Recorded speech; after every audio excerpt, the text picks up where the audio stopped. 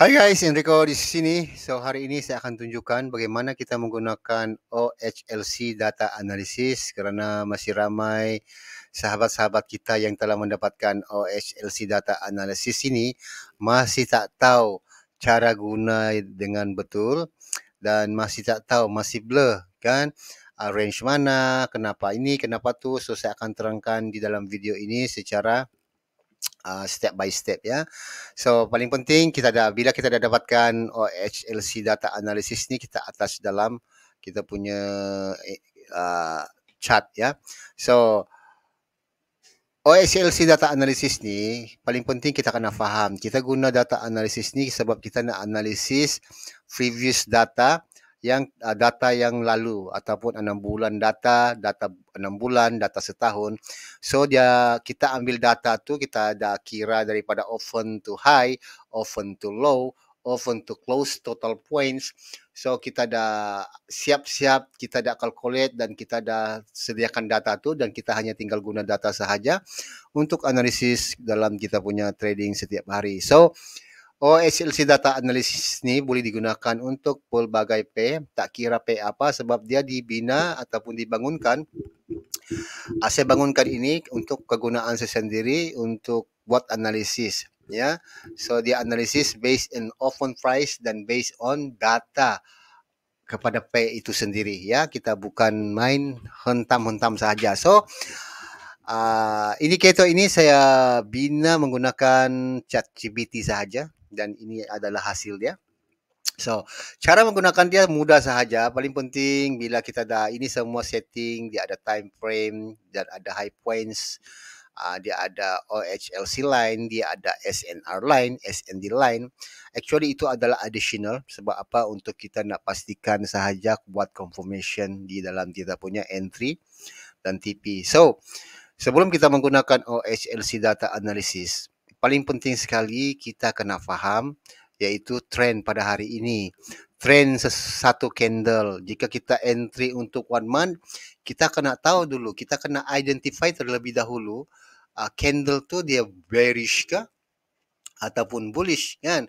Barulah kita faham market itu ke arah mana kan. Jika kita entry untuk weekly pun kita akan identify candle tersebut. Untuk satu candle weekly itu dia jenis candle apa, dia bullish ke ataupun dia bearish. Okay, begitu juga jika kita buat daily, kita kena identify juga satu candle daily itu dia jenis candle apa, dia bullish ke ataupun dia bearish. Begitu juga jika kita nak entry setiap 4 jam H4, kita kena identify satu candle tu. So paling penting sekali kita tahu trend satu candle tu ataupun jenis candle tu dia bearish ke ataupun bullish.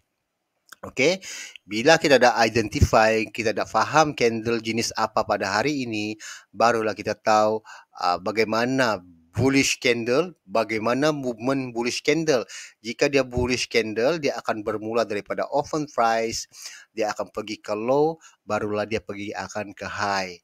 Alright, so begitu juga dengan bearish, kita akan buat seperti biasa dalam reverse. Ya, so jika dia bearish, dia akan pergi cari high dari open, dia pergi ke high, barulah dia akan pergi ke low, baru pergi ke close. So begitulah dia punya cara kita nak identify candle tu ya. Jika kita tak identify candle, kita buta-buta sahaja nak entry kat mana, nak ini semua. So ini semua akan ada kesan kepada keputusan kita bila nak entry. So perkara pertama kita kena identify candle tu dulu. Kan? Dia candle bullish ataupun bearish. So bila kita dah identify, kita dah tahu trend pada hari ini. Itu yang paling penting. Okay? So bagaimana kita nak identify? So identify ni mudah sahaja actually. Ada banyak cara identify, tapi bagi saya untuk identify satu candle tu dia ada bullish ataupun bearish. So perkara pertama kita open price tu kita kena marking ya, open price, the current open price kita marking dan the previous close pun kita kena marking ya. So itu cara dia. So bagaimana? So di sini saya dalam indicator ni saya open the current open price. So bila saya on, so dia ada marking siap-siap the current open price pada hari ini dan candle yang lepas, candle yang kemarin, saya akan saya hanya on ni sahaja the previous close, so dia akan marking juga previous close. So dari sini kita dapat identify candle ini, ya. So ini candle jenis apa, bullish kah ataupun bearish, ataupun jenis candle ni adalah doji hari ini punya perjalanan. So based daripada pengalaman kita, dengan cara ini kita dapat uh, predict, ya, market hari ini setakat mana. So ini cara identify. So jika bullish candle, untuk identify bullish candle, the current open warna putih ni, line putih ni di bawah previous close. So bila dia di bawah previous close, maksud dia candle ini adalah candle bullish. So bila candle bullish, kita akan fokus kepada buy. Okay. So bila dia candle bearish, so maksud dia the current open mesti di atas close, previous close. So itu adalah bearish. So kita dapat identify dah dia punya candle type ataupun trend pada hari itu. Jika dia sideways ataupun doji candle, so kita dapat tahu maksud dia sebaris, ya, dia sebaris dengan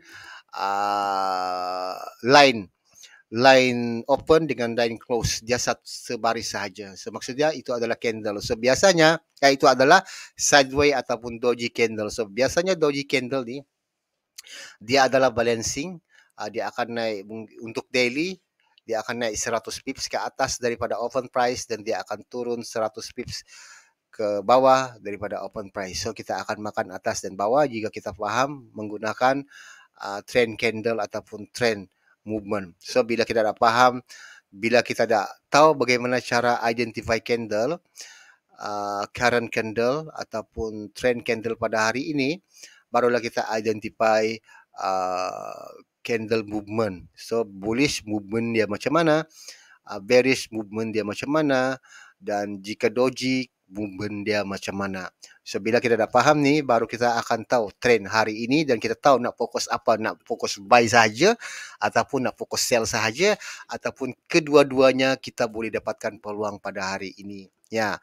So bila kita dah identify ke semua tu, barulah kita gunakan data-data yang lepas sebagai kita punya range, ya.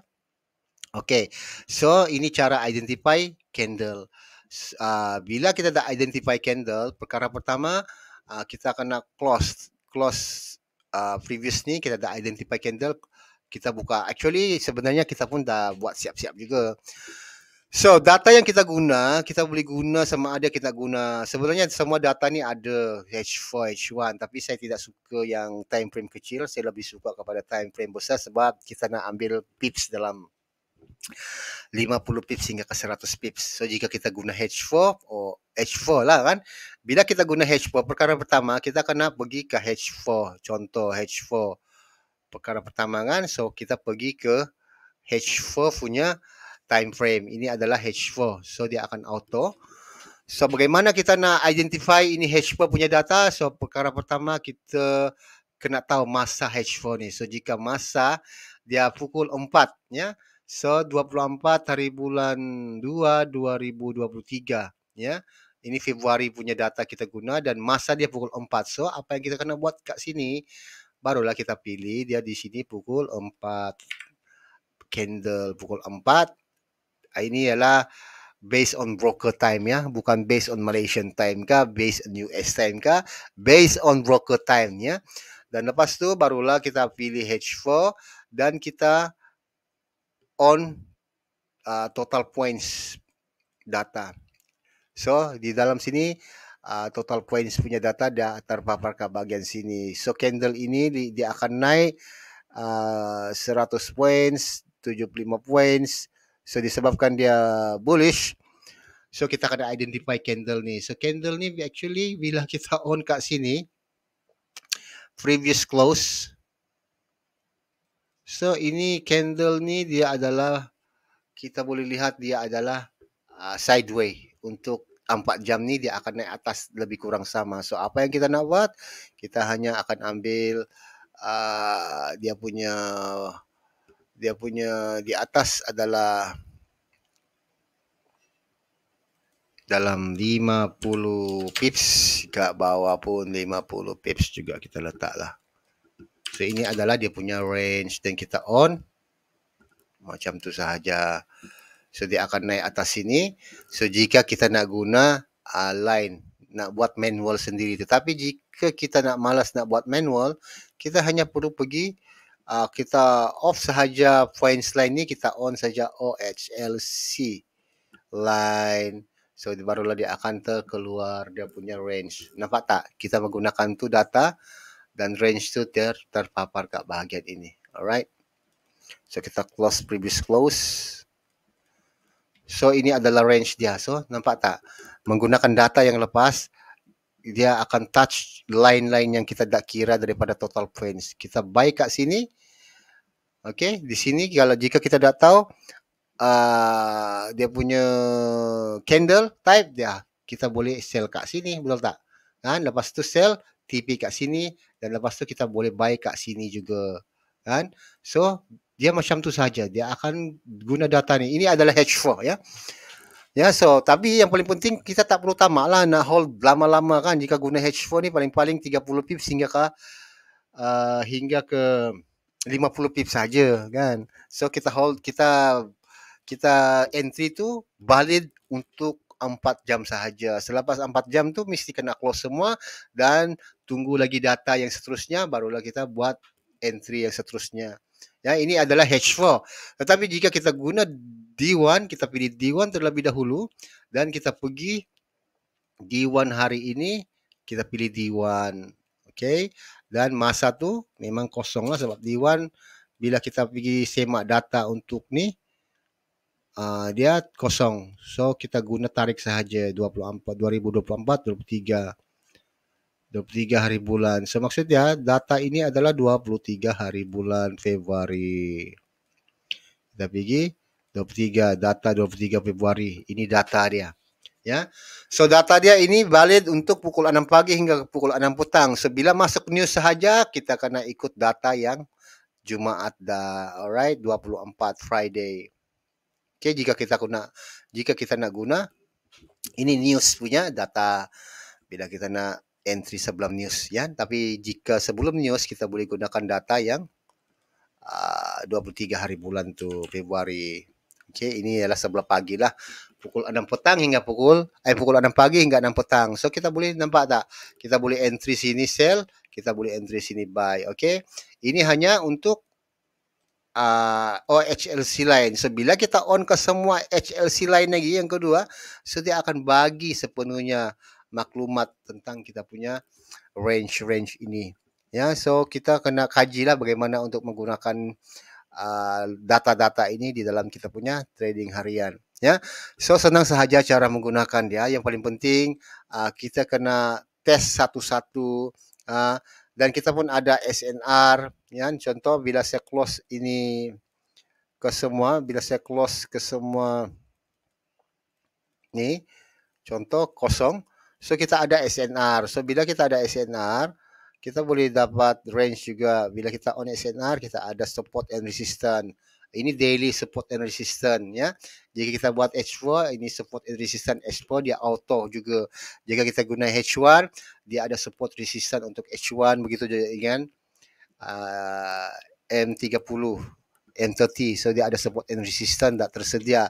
So jika kita on kan juga supply and demand, so dia ada marking siap-siap berdasarkan daripada time frame yang kita guna. So supply and demand, so kita boleh entry di sini. Okey, semua dah siap untuk kita. Tinggal guna sahaja dan fahami bagaimana kita menggunakan. So kita menggunakan data-data untuk daily, untuk monthly, weekly saya menggunakan data June 6 months ya, 6 bulan sebab dia lebih accurate, dia lebih tepat kan jika kita guna weekly. Tetapi kedua-dua data yang kita nak guna adalah Jun 6 bulan dan juga Februari untuk setahun. So kita boleh buka ke semua chart ni dan kita semak mana yang tepat untuk setiap hari. So yang paling penting sekali kita tahu cara menggunakan dia ya. So kat semua sini jika nak buka ke semua line, jika tak nak guna off saja, di sini semua dah ada off, dan kita hanya macam ni close. So jika kita nak guna dua line, contoh macam kat sini disebabkan hari ini ialah dia reversal downtrend. So biasanya saya akan ambil di atas 300 346 sebab dia akan naik dalam di atas, dia akan naik dalam jika bearish dalam the lowest points ataupun the smallest points, kita kena letak bahagian atas sebab dia akan cari the smallest points, dan yang paling tinggi adalah 1172. Ini adalah the largest points from daripada 55 points tu, dan kita on sahaja, dan ini adalah range dia pada hari ini sehingga news. Nampak tak? So nampak tak kan? So di sini dia dah. Kat mana data ni saya ambil? Kat sini. Ni close points. Ini adalah the lowest points di antara semua. So the lowest points ataupun the smallest points saya letak bahagian atas ni. So dia ada touch ke atas.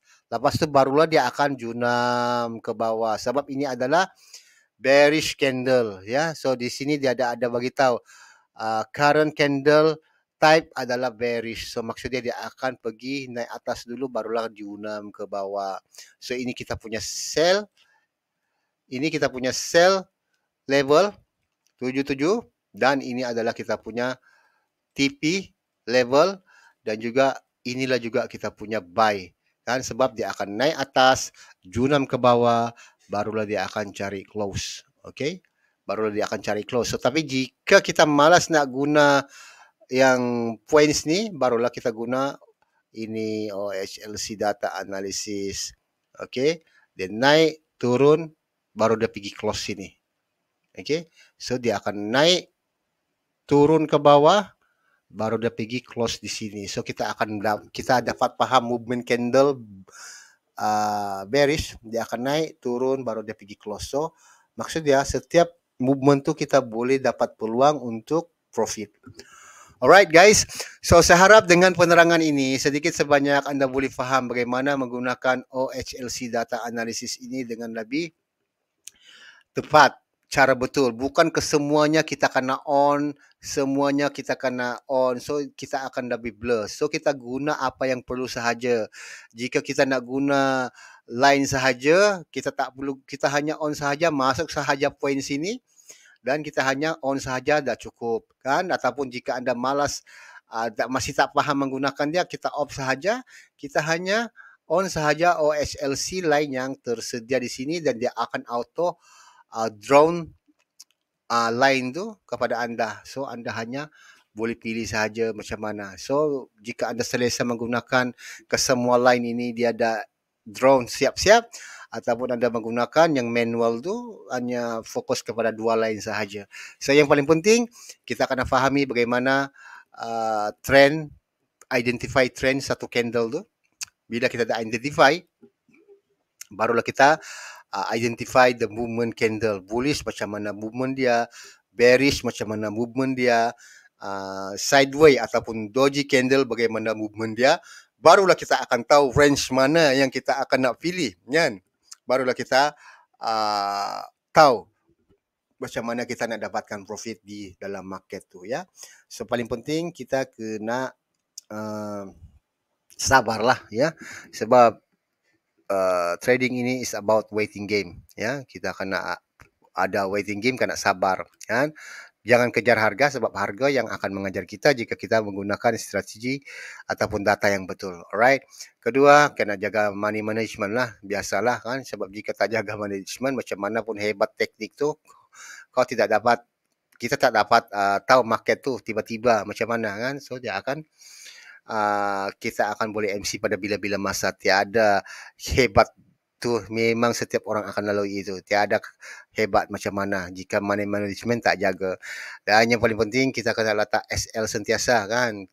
Kita punya risk, kan? Kita dapat manage risk kita dapat manage profit kita. Actually ini sebenarnya banyak boleh membantu kita jika kita gunakan dengan sebaik-baiknya.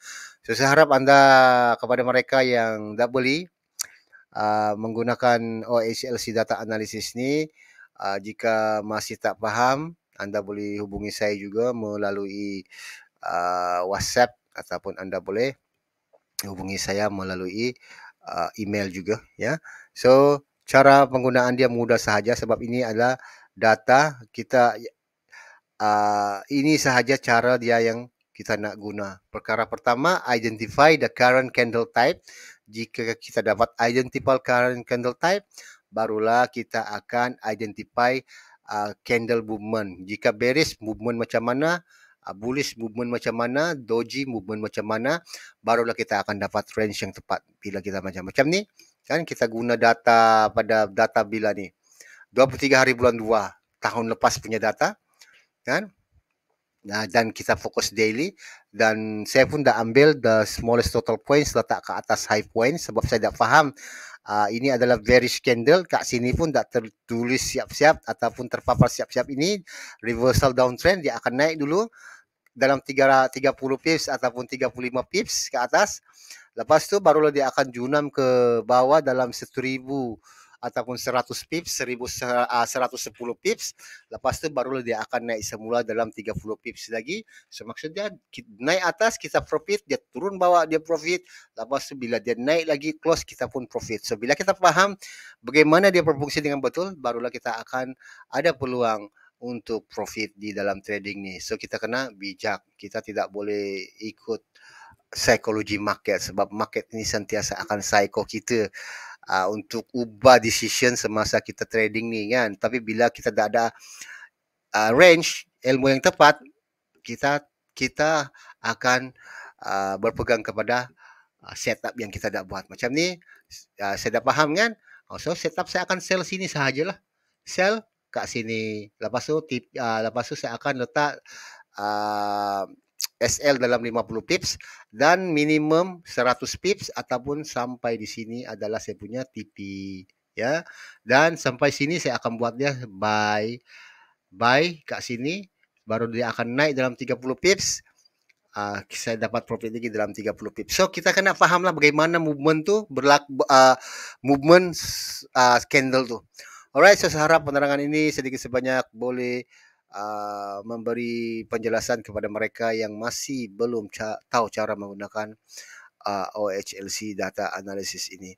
Itu sahaja cara menggunakan dia. Saya harap jika ada soalan Anda boleh cari saya. Itu sahaja dan terima kasih dan kita jumpa lagi.